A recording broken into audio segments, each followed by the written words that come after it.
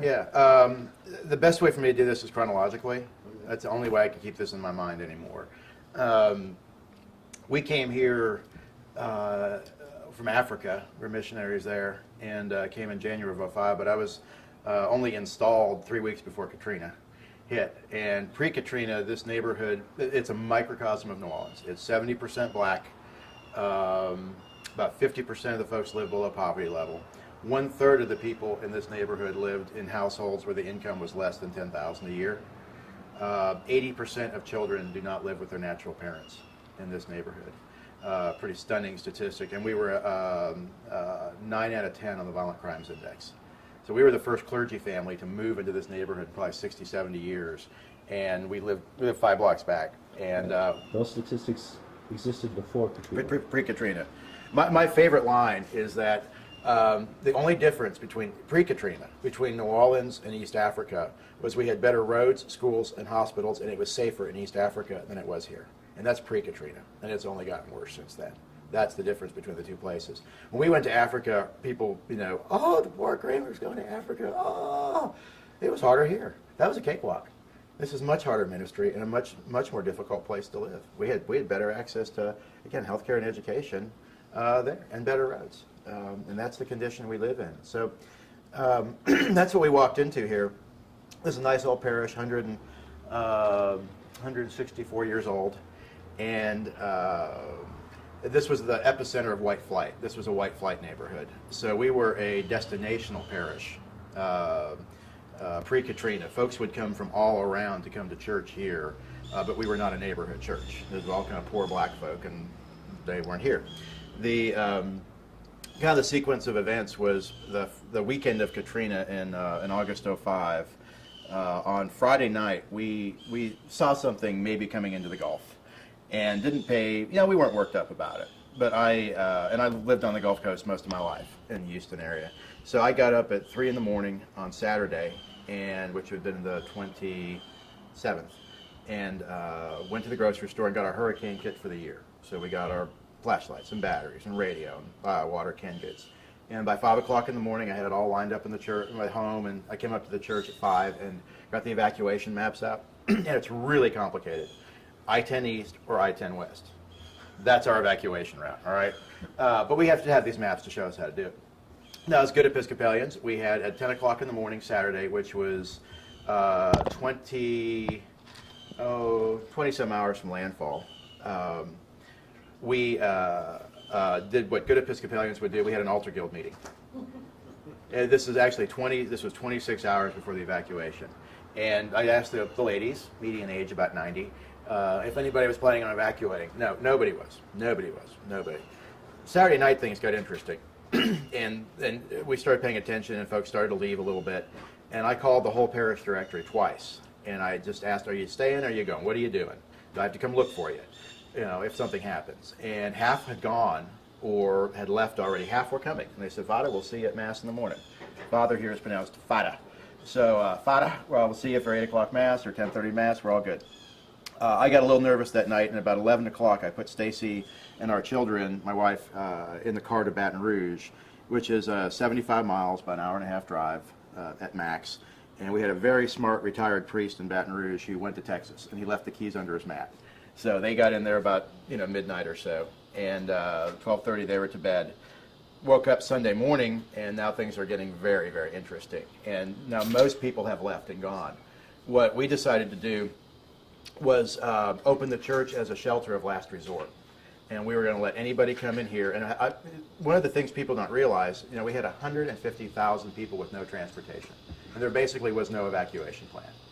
And to the best of our knowledge, there still isn't one today that we can really trust. So we said, all right, anybody can just come to the church, hang out here. If the water comes, we'll get up on the second floor. God will get us through, and we're okay. At noon was the catastrophic weather advisory. They basically said anybody left behind in the city will die. All structures will fail with this thing coming in. And we made a very intelligent decision at that point to go ahead with the mandatory evacuation. So I had to get all of our crew together and find cars because we had a caravan out of the city. And we gave ourselves until 3 o'clock to get on the road because they were going to close contraflow at 4 all lanes open to Baton Rouge. And so at 3 o'clock, and the smartest thing I ever did in my life, I took 3 things with me in the evacuation. Took the Book of Gospels, the Mass kit, and the checkbook. And so many clergy forgot to bring the checkbook. And we took that on the road with us. So we caravanned. And about 8 o'clock at night, the first bands of the storm were hitting us on I-10 West. Now, there are 500,000 people at or below sea level on I-10 going to Baton Rouge. If Katrina jogs to the west, we are all underwater. And the first storm bands hit us, and we were getting scared. You know, we're going to die out there. We finally got it. It took us, again, normally it's an hour and a half to Baton Rouge. We left at 3. We got in about midnight. And I counted at least 100 cars broken down the roadside. So we got to Baton Rouge. We piled in the house. I got all my indigent folk. We went to bed. We woke up in the morning, no power. And Baton Rouge now has gone from 250 to 600,000 people overnight. And this was realized this was the largest, fastest migration of humanity in the history of the world. 1 million people in 24 hours went from point A to point B. Woke up, and there's no power in Baton Rouge, no water, no gasoline, stinking hot, trees down everywhere, and the city has almost tripled in size. And we don't know what's going on. So we're listening to the radio, and basically what we're hearing early on is, we're okay, New Orleans dodged the bullet. You know, there was some damage here and there, but we'll be back home by the weekend, which was really good news because we only packed for like 3 days. Everybody who got out dry packed for 3 days. Tuesday was the big day. We were listening to the clown on CNN in the French Quarter announcing to the world that New Orleans has dodged the bullet. However, there are reports of water coming into the city. And the locals went, oh my God, the levees are breaching. Oh my God. We figured it out way before they did. And by Wednesday, 80% of the city was underwater. And we... Good thing you did dodge the bullet. Yeah, we dodged it. It was great. So we didn't know, I mean, we're just watching this stuff now, you know, just trying to figure out what does this mean for us. And on Wednesday, they began the first waterborne rescues. And they're bringing the very sick people to the Louisiana State University basketball stadium. And I'm parked up at St. Luke's Church, Baton Rouge, that took us in. And I've got my whole cast of characters that don't have a place to go, don't have a place to go back to, we have nothing. And they put an all-call out for clergy to come give last rites at the basketball stadium. So I don't even know how to get there. I've got a 1/16 of a tank of gasoline, and there's no gas in Baton Rouge. And it's got to go. So they pointed me at the stadium. I got there, worked my way in, and the only other clergy who showed up was Alfred Hughes, the Roman Catholic Archbishop. And I used to work for Alfred in a previous life. So Alfred and I held down the fort for hours in there with the folks. And I finally popped out later in the day, and thank God they didn't let the media inside. And I was just mobbed, and I didn't want to talk to anybody. But there was a Dutch film crew, and they came and said, "Can we follow you around for the weekend?"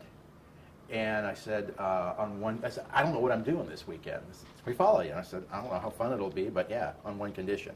Monday morning, you get me into the city on a media pass." And that's what we did. So we did our weekend thing at the stadium and just triage all over Baton Rouge. We got up at 4 in the morning and got into the city. And we were stopped at the first military checkpoint. They wouldn't even let them in. We circled around the lake, which is 644 square miles, and able to get into the city. So we were probably the only civilians here. And we parked up on the Causeway Bridge and got out and looked at the city. All underwater, smoke, fire, helicopters. And the reporter, she said, "I covered Sarajevo. This is what Sarajevo looked like." And we forged our way in, and then we got about 2 miles down there, right at the Mississippi River area, where it's dry. Mississippi's high ground, and that's where the water leading edge came. And I just began walking home to the church. And by the time the water got to about this high, with this poor Dutch cameraman following me, because we ditched the reporter. Were you wearing a... I had my Dominican habit. I'm okay. a Dominican. Right. Because I didn't want to be shot. Yeah. It was martial law, and they were shooting people. Yeah. I mean, it was martial law, and I didn't bring a collar. I watched that. Yeah. I wondered about that. Well, see, everyone wants to know that question. I didn't pack a collar because I thought I'd be home Sunday. And so that's all I had was my habit that I threw in the car with me. And finally ended up in a boat and paddled our way here to the church. And that's when we got the fence in front of the church is 5 feet, and I paddled right over it. Got to the back, and quickly when I got in, realized we had looters in the building. And they were actually found out they were using this as their looting headquarters. And I found 7 switchblades upstairs in the youth room, and the radio was still going by battery, which means I didn't miss them by very much. What I was really hunting for here was parishioner records. I had to find my people, and I wanted to see if anything stayed dry. I wanted to look at the church, but the main thing was find addresses, phone numbers, anything to find my people. And it took us until Thanksgiving to track the last one down. And that's kind of that's how this all craziness began. We got back onto the campus in probably about mid-September again, when the water was receding, and that was a great day. They had military checkpoint in Orleans Parish, and there was like a period in late September where they were only letting first responders and plumbers in. Any plumber could come in with the pass to pump the city out. So we're lined up on I-10 coming into the city, and it's me, my church treasurer, and our out-of-work church security guard, whose house was totally destroyed, and he's in shock. We found him after a week and living in 2 feet of water. He had strep, he was in shock, there was no roof on his house, he was propped up in his bed for a week in the water. We pulled him out and got into Baton Rouge. And he can't leave our side, though, because he's in shock. I mean, he's a mess. And so we're inching up, and every car in front of us is being turned around by the military, because they're not plumbers, they meant it. So these were out-of-state National Guard. Our local guys would have let us, it's Louisiana. So, but they don't know the drill here. They were turning everyone around, and we pull up finally. The guy's got an M16, and he asked us, so what are you clowns doing here? And my treasurer, Noel, announces, we're the Annunciation Plumbing Company. And I'm in shock, and he said, well, who are you? And Noel said, I'm the treasurer. And he pointed to Chris, my parishioner, and he said, well, who's that? And he said, well, that's our chief of security. And then, well, who's the clown in the back with his get-up on? I said, oh, we brought a chaplain with us, just in case. They let us in. So we're the only car allowed in, and then we get to the city hall, the temporary city hall, and now we have to get badges made through security. Our out-of-work church nursery worker got a job as the lady who made the photo IDs for the plumbers. So we've got our Annunciation Plumbing Company badges, and you can go anywhere with these things. They're like gold. And I remember if I was stopped at gunpoint going into Lakeview, and they weren't letting the habit go in, they were letting the badge go in. And I think I was the first civilian into Lakeview. We began our relief operations there. And then we moved, we had a double mobile unit. We moved here, and this is where we really incarnated our relief ministries in the parking lot for the first 6 months with no shelter, no food, no water, no nothing. We would shop every day in Baton Rouge and bring the supplies in here. And by God's grace, this little church pre-Katrina that had 50 people, and we had no money in the bank, just about, and no savings. We needed the 4th collection of every month to make payroll. And this is God. I mean, there's no longer running busier relief operation in the whole Gulf South. We had 70,000 people come through our parking lot. And now we're continuing that ministry today in the lower ninth. So as our holy lunacy continues here, we decided we've got the relief operations going, we're worshiping in the parking lot, and I said, here's a great stupid idea. Why don't we buy up the whole block while we can? So the little church that has no money took out a $1.1 million loan.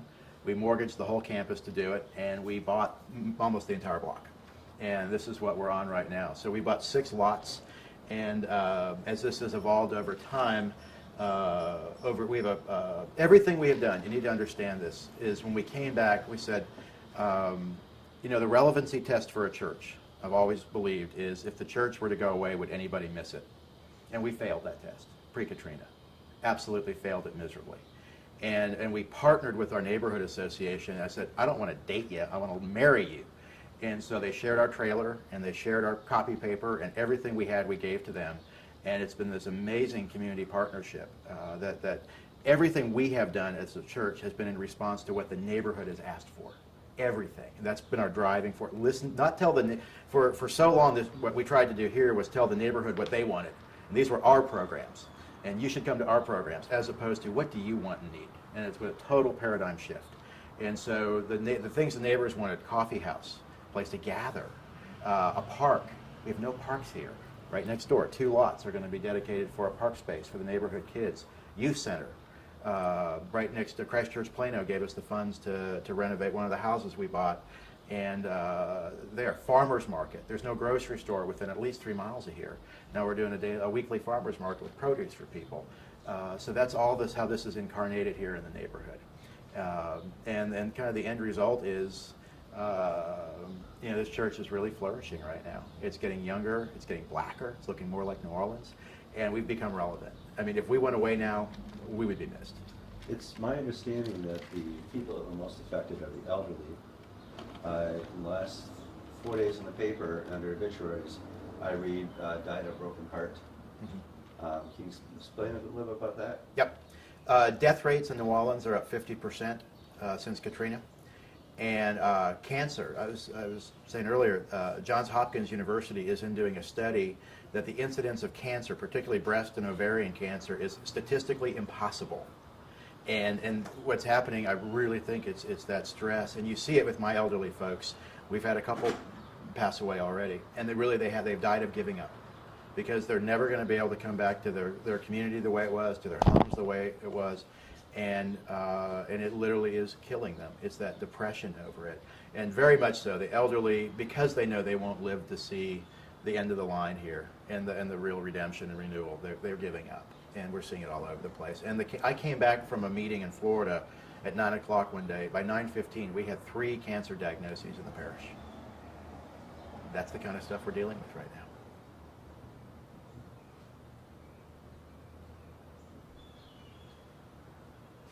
What's changed the most in the last 2 years? Obviously, there's no water around here. Mm-hmm. We can hear saws and stuff in the background, building going on. Has there been a spiritual change at all? Oh, huge. My family, we lost everything in the storm. We had 8 feet of water in our house, 5 blocks away. Literally everything. We lived in 8 houses and went to 3 schools, the kids did, in 1 year. It's been very hard on our lives. But my wife and I have had this discussion many times, and we've said, if we had a choice between Katrina or no Katrina, would we take it or refuse it? And we would say we would take it, because of just the opportunity for transformation, change in people's lives. We're seeing racial divisions crumble here. New Orleans is the most segregated city in the country, and we're seeing those walls coming down. We're seeing people coming to the Lord who I don't see it happening otherwise. They were just so rattled and shocked and lost, and that the only answer, confronting them was the gospel and the good news. And we're seeing people come to faith, and it's a beautiful thing. We're seeing a definite transformation and something bordering on revival some days even in here. And that's a glorious thing. And so with all this pain and suffering, seeing one life changed would make it worth it, and we're seeing a lot of lives changed. We read in the news that violence is way up. Mm-hmm. Every day somebody gets stabbed, shot, Mm-hmm. somewhere in New Orleans. Yes. There's an Episcopal priest who delivers something downtown every day when somebody dies. Mm-hmm. It was a Nightline story. Mm-hmm. Is that expected to reduce after 2 years, or is that just going to continue on? Well, we definitely have an organized criminal element here. We always have, and we're short on police. Mm-hmm. And so the police kind of move from pocket to pocket to pocket, but someplace gets neglected when they have to move. And I literally wake up every morning and go to NOLA.com, and I tell my wife Stacy how many people were shot overnight. Mm-hmm. That's my morning wake-up call to her. And that's just the reality we live in right now. It's part of what's happening here. But that all goes to the bigger problems we've always had: poverty and drugs and addiction, and lack of education. My 9th graders in this church are all illiterate. All of them. All of my middle school kids and early high school kids failed this past year in school. And that's a recipe for the violence we have right now. They were literate pre-Katrina. Oh yeah, this all goes to pre-Katrina. Okay. So if something like this happened somewhere else where the economy was different, a South Carolina town or a New York coast or something like that, it would have been a different outcome as far as how the people reacted. Oh, absolutely. Okay. Yeah, absolutely. Number one, my great friend Father Joe Rhodes in Baton Rouge, who we lived with early on in the aftermath, he said that the Superdome roof coming off was a metaphor for like a scab being pulled off the city. And we could see the pockets of just the incredible poverty in this city. Absolutely. How can you go through 9 years of school and not learn how to read? The violence these kids. I have one family with kids in that group where there's a dad. One. We asked one of our 10-year-olds, Virgil, not too long ago, Virgil, what are you going to be when you grow up? And he said, I'm going to be in jail. Virgil, why are you going to be in jail? For beating my woman. 10. Virgil, why would you say that? Because my dad's in jail for that, my uncle's in jail for that, my cousins are in jail for that, all the men in my family are in jail for that. That's where I'm going to. I have a 13-year-old girl. Her only vision in life is to get pregnant and go on welfare. That's all she knows. She doesn't know any other way of living life than that. So we have it was the perfect storm for us because you've got this ignored, incredible pocket of poverty and dysfunction here with this devastating storm, which was the size of England. People don't realize that the devastation area was the size of England. So you throw that on top, you know, and you cannot tell me that, I have to believe this, that somehow racism is involved in this too. You know, these were kind of lily white communities that were wiped out. And I've had people from other parts of the country tell me that. You know, I live in Philadelphia. This wouldn't happen on the main line. You know, we would have been fixed by now. People would have, you know, gone in and gotten this done. But you have people who don't have the resources here to deal with it. And then you've got the, you know, it's just New Orleans and they're just poor black folk and kind of throwaway people and just kind of make it go away. That has to be part of the dynamic going on. I read statistics that said before Katrina, 40% were on some sort of welfare. Yeah. We had the size of England hurricane hit here, and the national unemployment rate did not even drop. You wiped out 500,000 jobs, or I guess it wasn't, obviously it wasn't that much, but the national unemployment rate wasn't affected, and the economy was barely affected. And that's speaking to the poverty that was here. Yeah, and people don't get to 42% of our state's economy was wiped out by the 2 hurricanes. You can't forget Rita. You know, the entire coast of Louisiana was affected by the 2 storms. And you know, right now with you know, the economic situation here, for example, you can make $12 an hour working at Taco Bell, or you can make $8 an hour working for the fire department.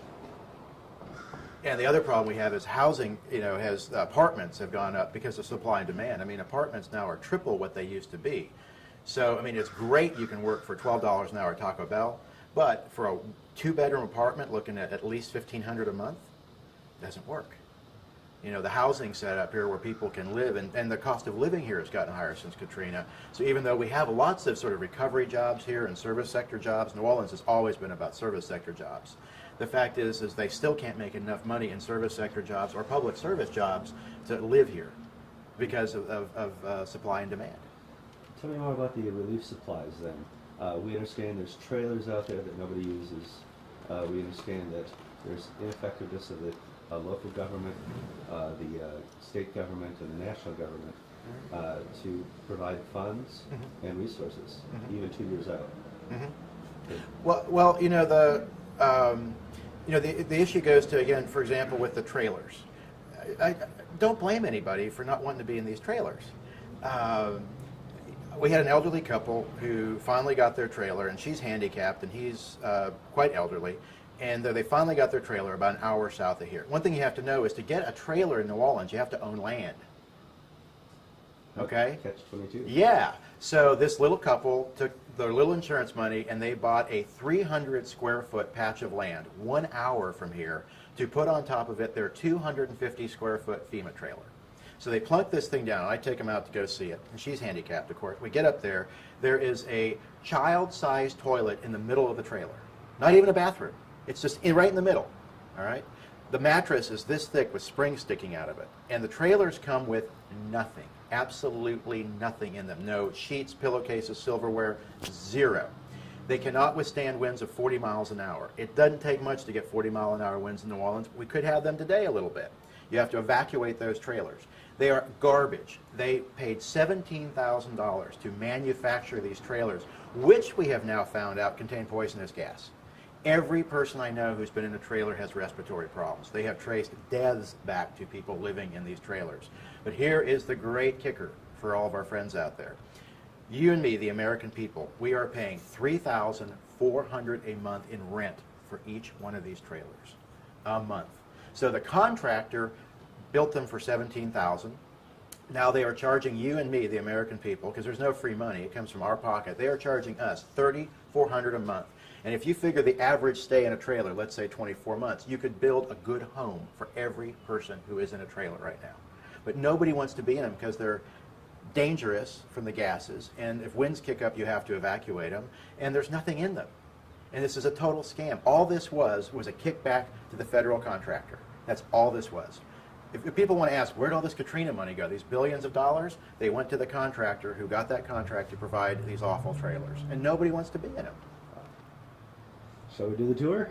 Yeah, because that's speech on the Corps of Engineers. Well, we had 2 Corps of Engineers employees with Turo. So anyway, everyone told me, do not do your Corps bashing today, please, or tone it down. So anyway, I did the 2 parishes, and one I did my usual Corps bashing, and then the other one I handled it with kid gloves, and I found out after I got them mixed up.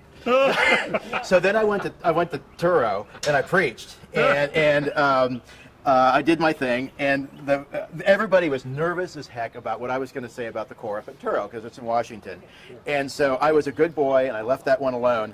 But we worked it out there. My friends with the Corps took their Corps of Army Engineers internal newsletter, and they did a big expose of me bashing the Corps and lawsuits against the Diocese of Louisiana and Annunciation for raking the Corps of the Corps. And they just mocked this up as a joke. And we sent it to the diocesan offices and everyone. And everybody stirred up. Exactly. It was great. So you own these houses now? Yeah. The church owns these yeah, houses? we bought, now the deal is again, with I had to walk into the trailer church one Sunday and tell the folks, okay, here's the deal. We are never going to go back to being a little prayer book Episcopal church anymore in a chapel. Those days are over. We are going to take our money and do ministry with it and take care of God's people, because the church is in the parking lot now. And that's the way Jesus would have it. And I believe that. And that's what we're going to do. So we're going to take all of our money and resources and effort and take care of God's people. And we're going to forget about the buildings. And for now, we're just going to, because if we deal with buildings, that's not God honoring. Oh, and the other thing we're doing, folks, is, so I don't know if we're ever going to get back in the church. We could be in the double wide trailer forever. I can't tell you what's going to happen. I can tell you we're going to serve God's people till we drop dead. And the other thing we're doing is we're taking out a $1.1 million loan that we can't pay back, and we're buying 6 properties. Any questions? That was my morning with them. So these are 3 of the properties we bought. Oh, okay. We bought here. So there are 2 lots there. That was actually the first residential home demolished, probably in New Orleans. And this is a historic neighborhood, so getting a home demolished, we had to get LSU to come in and certify it wasn't historic. I said, the damn thing's been renovated so many times, it caught fire, and now it's flooded. It's of no value. It's like pornography, no redeeming social value. Just get it out. So we knocked it down, and then we bought this house, which was a neighbor's house. It went totally underwater, and we tore it down to the studs inside, and the church is on the first floor, and the neighborhood association is rent-free. They live up top. And that's part of our ongoing commitment to being married to the neighborhood association. So they live upstairs. And the idea over here is this will be a pocket park with a playground for kids in the neighborhood. And Starbucks just gave us some money to at least do the lot and the landscaping here. Oh, really? Yeah. That's great. Yeah, Starbucks gave us $10,000 to do the site work, and now we're trying to get the playground in. Interesting. Gina Street. Yes, exactly. New Orleans is full of ironies, as my bishop would say. The other, my bishop's favorite line, which I absolutely love. I mean, New Orleans is a very backward place. I mean, we're way behind the times. And his famous line says the Enlightenment never even came to New Orleans. Just passed us by entirely. So we've got this thing Actually, here. that has some redeeming value. It's not bad, actually. It's not bad. We have 100%. We have 2,400 homes and buildings in Broadmoor. Everybody took at least 6 feet of water. As of right now, we are looking to be 60% back by Christmas time. So all of these had 6 feet. Everything you're looking at had 6 feet of water, everything, at least, and it was toxic water. People don't realize that water was 20% fuel. Or Everything. I mean, I walked in it. I broke out in a rash from head to toe. They put me on antibiotics for a week for going for a swim in it. Anything the water touched, it killed and destroyed. Everything. We didn't have we didn't have birds, squirrels, nothing for the first 6 months after Katrina. Imagine being here and not hearing a bird. It was the only thing we have are mosquitoes. Everything else was dead. They can survive it. Thank God for the skeeters. The skeeters survived, but everything here. But here, no, the issue we've got in Broadmoor now, the major issue is the other side of Napoleon, which is part of our neighborhood, is almost 100% black African American. And what people don't get is that the black folk were disproportionately affected by the floodwaters with housing because they were the majority homeowners. So like the lower Ninth Ward had the highest percentage of homeowners in New Orleans. They passed these homes down from generation to generation, and they worked low-paying jobs they could support themselves, but they didn't have to pay a mortgage. The problem is if you didn't have a mortgage, you didn't have to have flood insurance. And that's why that issue. So over there in that part of Broadmoor, we still have over 2,000 homes here that are just haven't even been touched since Katrina, because they're waiting for the Road Home program, which is the Road to Nowhere program, and it's just not working for them. I mean, the major thing we have learned here is that government, there's no cavalry, and government's not going to solve your problems. But what's cool is that the discourse on the streets right now is that the churches have formed a parallel government. And it's the churches that are saving the day here. Even the most secular people will tell you if it weren't for the churches and the churches coming into us, that we would all be dead on the roadside. The most exciting thing that ever happened, I think, since Katrina that I've heard was Harvard University is working with our neighborhood. They decided they were going to pick one neighborhood on criterion of poverty, historic homes, diversity, and also the organizability, and work with one neighborhood. They're like 82 wet neighborhoods we've been divided into, and they are working with us to create a model for recovery and comeback.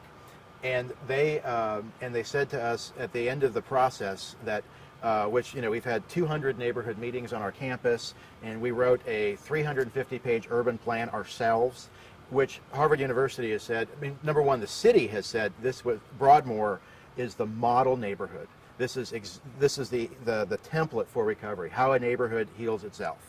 And we've had no federal funds, no public dollars. It's all been volunteer private sector. Harvard University said our 350-page plan will become the urban planning Bible for North America. Every urban planning school in North America will have a copy of this, and they're going to use it. And what Harvard's doing too is creating a template now. So if a neighborhood, the Kennedy School, if a you know, God forbid, New York gets dirty bombs, Seattle gets an earthquake, Harvard has a template for how you come back. And they pulled me aside and said, you know what we've learned? The key to the whole Broadmoor plan, which is considered the epicenter plan for renewal and recovery, the key to it, and we didn't think about this before, was the church. The church became the ark, and it became the platform for transformation in a community. Now to have the Harvard folks running around and making that a broadly accepted template, because now the template is basically, if you have a disaster, go find a good church to anchor off of. And to me, as somebody who's passionate about the gospel in the 21st century, that's awesome. And you know what? That was worth every ounce of suffering we've gone through. Every ounce, to see that reality come to light. We had a knuckleheaded vestry sell this property 30 years ago. Shoot them. They sold it for nothing. It goes in the middle of our campus, and I want it back now. Have you bought this back? No, they were having a Mexican standoff with them, you know. But we're the only ones who could buy it. I mean, I've got my youth center right here. I'm putting my midnight basketball league right next to them, and you know they're going to sell to me. I'm going to make it real convenient for them. This was lot number, Lord Jesus, 1, 2, 3, 4. Lot 4. Christchurch Plano, our great partner, gave us the money to renovate this home. And what we're doing in here is we don't have the money for a youth minister anymore.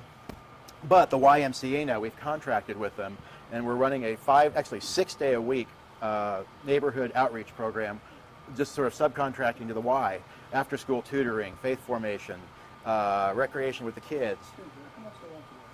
They want $250,000 for that. That ain't happening in my lifetime. So, and we're talking dollars. we probably paid about 100. About 100. Yeah. You know, one of the great challenges we're facing again here in Broadmoor, for example, all of the homes here are now going for half of their pre-Katrina value, but our insurance has gone up 5 times. So you cannot afford to your insurance, but you can't sell your home because you're upside down. Now, what do you do? And if you have an answer, this is not a rhetorical question. I don't know what, I'm in that boat. You know, we can't afford our insurance, we can't afford to sell our home, and we're sitting there going, what do we do? And that's a question for all of us right now. But this is great. And on Thursday nights now, all the neighborhood kids, they give us, we come in and do the faith formation for them. And that's really exciting because we've got lots and lots and lots and lots of kids around here. And it's really exciting. So this is our group. But these kids are, again, illiterate, failing in school. They live with incredible just violence and addiction in their homes. And we've become their family.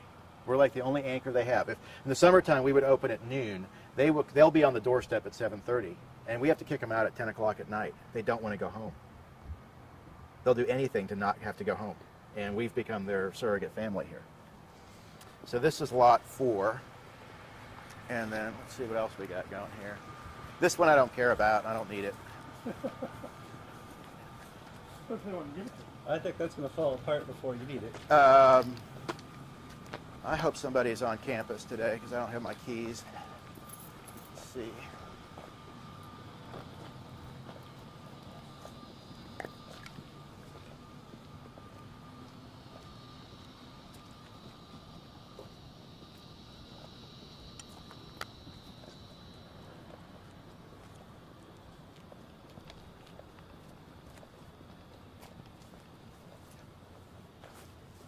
As we kind of continue our tour and you realize that I'm very shy about expressing my opinions, you'll probably understand why I was not invited to All Souls today. And that's okay. All Souls, didn't you start that church? Yep, you bet. All right. Yeah, technically I'm the rector. Yeah. That and, $5 to get you a cup of coffee at Starbucks. So, what's going on at All Souls today? Well, which is a wonderful, amazing thing, is the bishop's been phenomenal with All Souls. I mean, we started it, but we couldn't, it was great. We started it and then told the bishop, we have a new mission, and he he got it, and it was phenomenal. And so Annunciation, what we do is we support their operations. So we share our pennies with them to keep them afloat, and we try to give them $1,500 a month for their parish budget, and which we often don't have. It comes out of the couches some days. But the diocese has picked up the vicar's salary to make that work. And a great Nigerian priest we have running around down there. And then thanks to our friends around the country, we started in a home that went underwater. I mean, that's where it was. And we stole a Colonel Sanders tent and put it out front for kind of the awning. And then we found a few other things. We borrowed a table from the diocesan office that became the altar. And they're all black folk. They're all missionary Baptist. They're great. And there used to be 75 churches in the lower ninth. They're like 5 now. We're one of the 5. And but now, thanks to our friends around the country, we've purchased the old Walgreens, which on St. Claude Avenue, which is now going to become like the storefront church and relief operation headquarters down there. I mean, it's an amazing, wonderful thing. And it's been a great partnership with us in the diocese. And it's just a God thing, and that's really cool. One of the major statistic here, though, you got to get to is that 60% of all churches, all denominations, in 3 civil parishes, y'all have counties, we have parishes, in an area that used to, where 1 million people used to live, 60% of all churches are gone for good. And of the 40% of us left, half will close in 2 more years. So 4 years out from Katrina, 1 out of 5 pre-Katrina churches will still be around, at a time when the church is needed more than ever. And that's why our goofy place here now, we're about 1/3 Episcopal Anglican, 1/3 Baptist, and 1/3 Roman Catholic. And we've just had to kind of take in all comers. I mean, we just say, Catholic at the altar, Baptist at the pulpit, and let the chips fall where they may. And I think that makes a good Anglican, personally. That's what an Anglican, I think we're doing Anglicanism here. We bought this house. It had to be torn down. And I think we are going to try to move our double-wide trailer onto this lot, if the city will let us. Who knows? I don't know. This is very typical. This house here right now has 5 apartments, each spitting out $1,500 a month in rent to the owner, so we can't come near to touching it, but that's how much apartments are going for, right now in this neighborhood, this wet neighborhood. People don't have a place to live.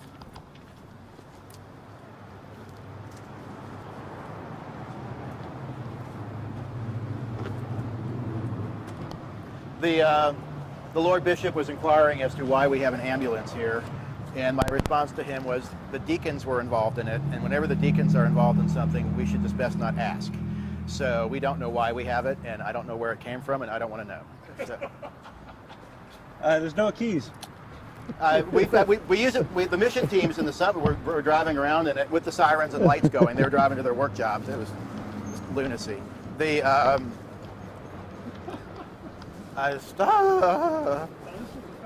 This is the final lot. This is number, I guess, 6. This was our cranky old Jewish neighbor, Mrs. Friedman, who would call the police on us regularly, and we just prayed that she would come to know the Lord, either in this life or next, and either way quickly. And anyway, so she was flooded out, and she sold the house to us right away after the storm.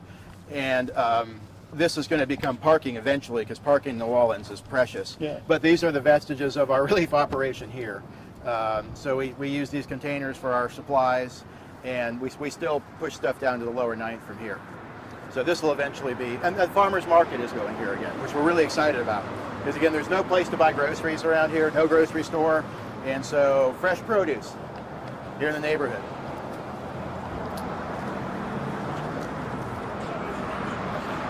Yes. They Were they before? Yes. That was that's Baptist Memorial Hospital. That's where 45 people died. That's where the euthanasia went on potentially. And there was no food, water, power. The nurses were giving each other IVs to conserve water for the patients. And that all went down there. I had a family, one of my families was trapped in there, and then they got pulled out in a canoe. About a week later, the rescue workers couldn't get in there because the gunfire was so thick in here, they couldn't get the people out. Salvation Army has always been there for a long time. It's their main shelter. Everybody in the exile knew where our church was because they knew where the Salvation Army was. And that's been a volunteer village since the storm, and now they're bringing women and children back in. Because one of our problems pre-Katrina was there were 84 registered sex offenders living there pre-Katrina. Oh, God. And that was not a good thing for a neighborhood with lots of children. I would go on the state website every week and look at faces of the registered sex offenders in our neighborhood to be able to be on the lookout for them on our campus. And that was part of my life pre-Katrina. Now that's coming back as a women's shelter, which is a good thing. And they've been great. Salvation Army, when people ask me where I would give my money to for relief, I'll just say the two groups that have been the best to us have been the Salvation Army. We ate at their lunch wagon every day for 6 months. That's where I got 2 meals a day. And they were phenomenal with the relief supplies. And then UMCOR, the United Methodists, have been our incredible faithful partners, bringing relief supplies here for 2 years now, just about.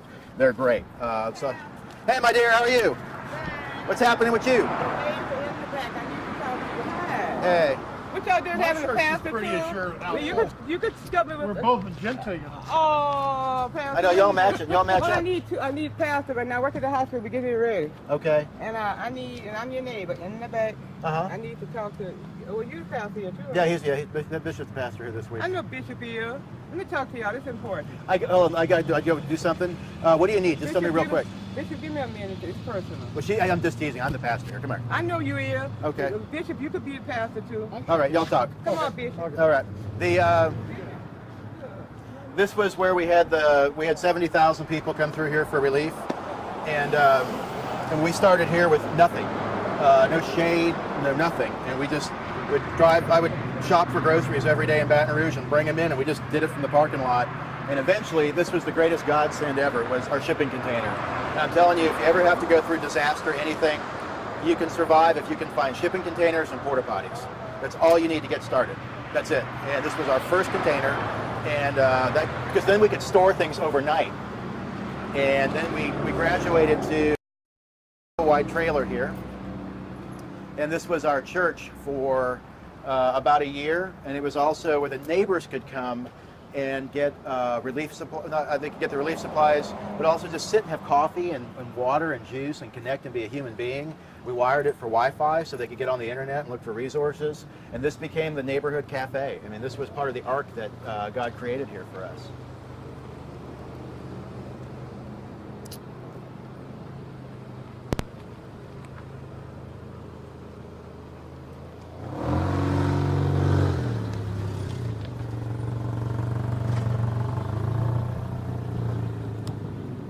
Okay, we getting good stuff? I've piled down for just a second. Okay. Let you take a break. What we're looking to do is the neighbors, it came down to like food, water, laundry, or coffee, and the neighbors voted for coffee.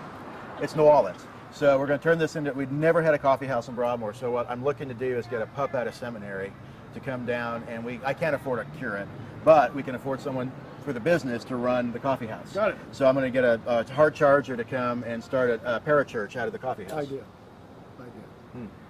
Look at Wheaton for a youth minister.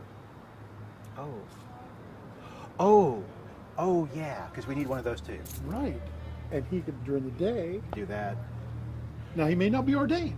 That's fine. We But can work I around took that a guy here. out of Wheaton who was also an Episcopalian. Yeah. And they teach them how to do youth groups for one thing. God sent And you it's here. not EYC, it's, Real youth group. real Yeah, youth Jesus. group. Right. And We do Jesus they're here. young, they're vibrant. Right. Go to Wheaton. We do Jesus here.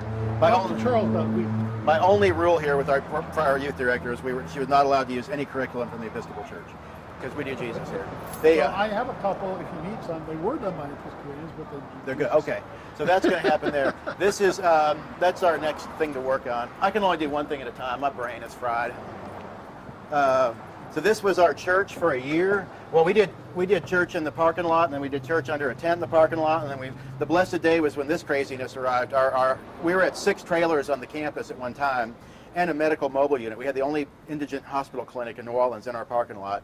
and 200 people an hour coming through here for relief supplies. And when we got done for the day, it looked like one of those old movies about World War I when you just saw like the mustard gas and the trenches and bodies. That's what it looked like. But this came in, but we only had the money to light up one trailer because it was like $50 to $100 a day in diesel fuel. So we lit this one up, and the others had to stay dark. We could just use them during the day. But this was everything to the neighborhood and us. Come on in. Oh. This is the magic trick. Thank you, Father John.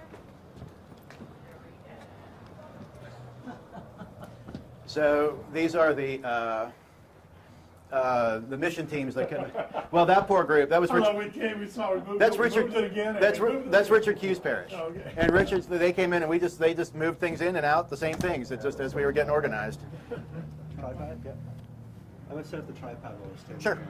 Sure. I hope this is interesting, y'all. Make a person like you look more even keeled. Me? Oh. Me and I, from Texas, yes. appreciate the Longhorn advertising. Oh, you bet. My 8-year-old is going to UT. Oh, really? Oh yeah, if you ask him on a baseball scholarship, you bet. You lost a little piece of rubber here, by the way, so don't lose it. Uh-oh. Sorry about that. Yeah, I think that was on the floor already. it could be. It's I had a friend who used to take the car apart every week. Oh, no. And one week, his wife found 4 bolts in the house and put it out in the line he'd made.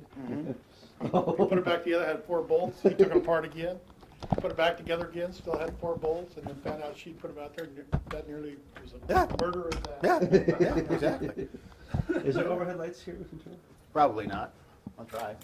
I don't know if this is fired up right now. Oh, okay. I don't know. Grandfather used to put together Yes. Model All right. Ts Let there be light. for Henry Ford on the line there.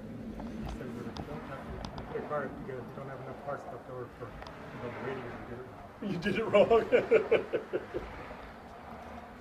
That's good. All right, I'm ready.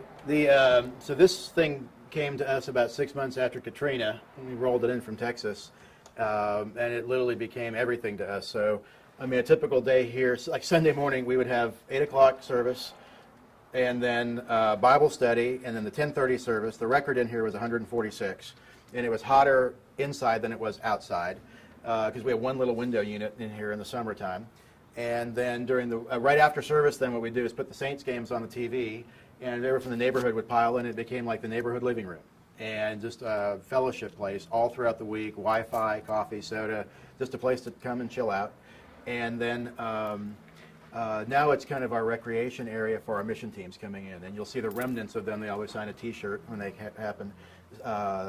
This was the Spiritual Spa Sisters from Christ Church Plano, otherwise known as the Sisterhood of the Traveling Underpants, because they brought women's undergarments with them, and that's their name they took on. So every team has a new name, and they were awesome. They came in, this ladies group from Plano. They did a spa weekend for us and then for ladies in the lower ninth.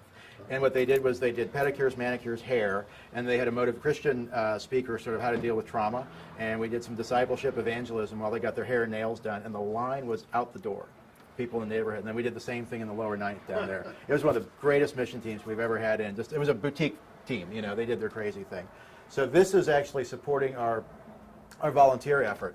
After I announced to the parish that we may never get back in the church, and we're using our money for ministry, and we've taken out a $1.1 million loan, then the next crazy idea for Jesus came along.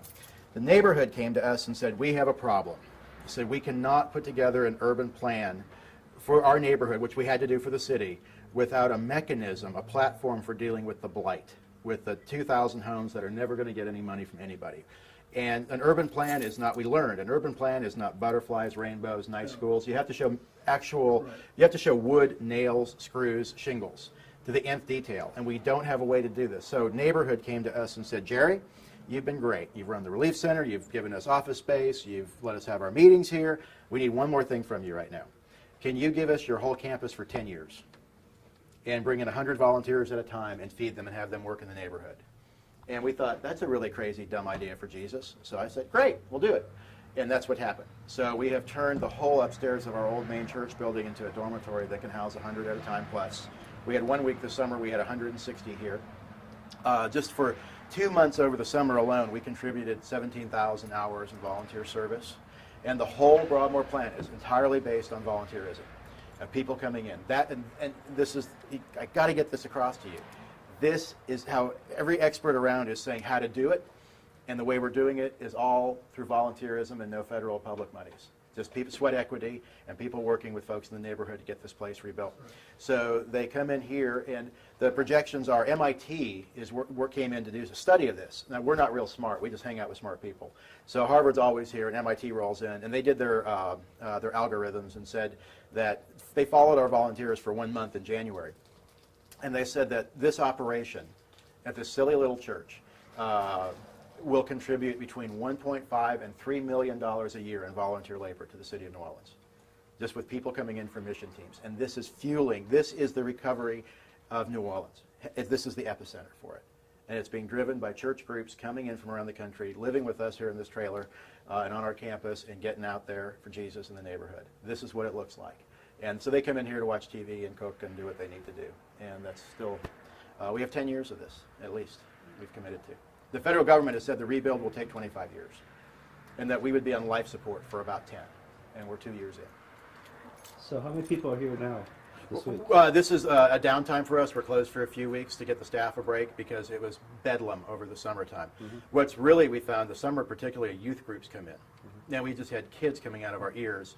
And also, this is a low month because it's September and people are getting back to school, so it's a lull. We'll be slow until probably Thanksgiving. We'll have a burst, and then starting with the spring breaks, I mean, we'll be beyond capacity probably from February until September again. So we're in a little bit of a lull, which we need because we're very short-staffed, and our staff just collapsed at the end of the summer. So we're catching a breather right now.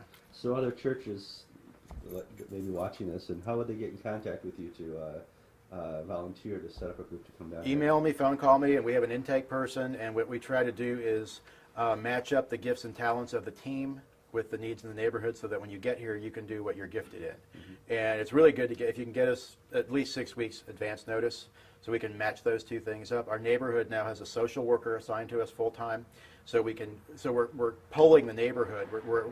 We literally are prioritizing all the homes and families in the neighborhood with what they need.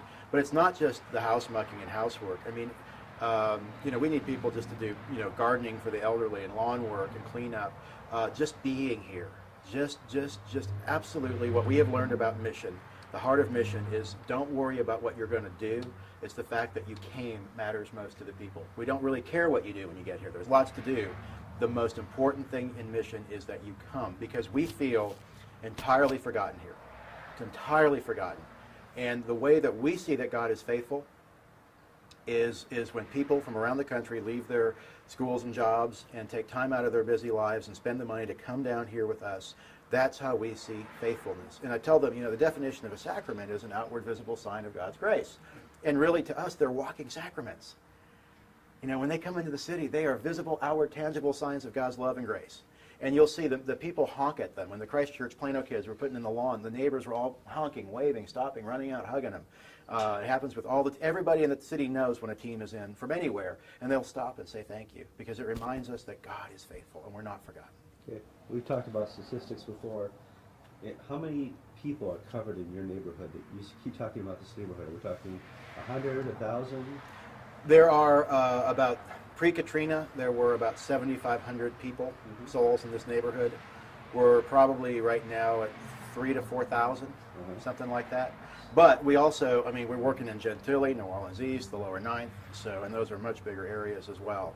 So the outreach is really to tens of thousands. Okay. Where is it still the worst in New Orleans? Well, a lot of places. You have to get that 80% of the city got wet, but 40% stayed underwater for about a month. All right, and it's that 40% that is still devastated.